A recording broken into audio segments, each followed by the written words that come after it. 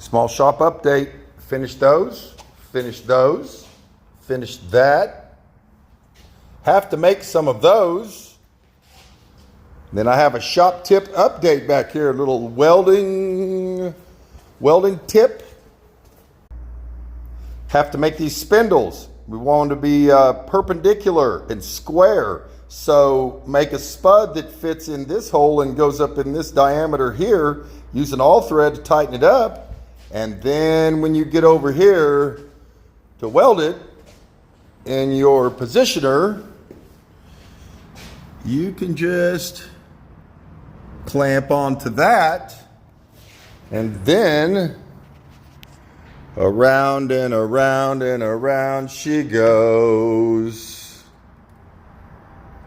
Turn it on and hit it.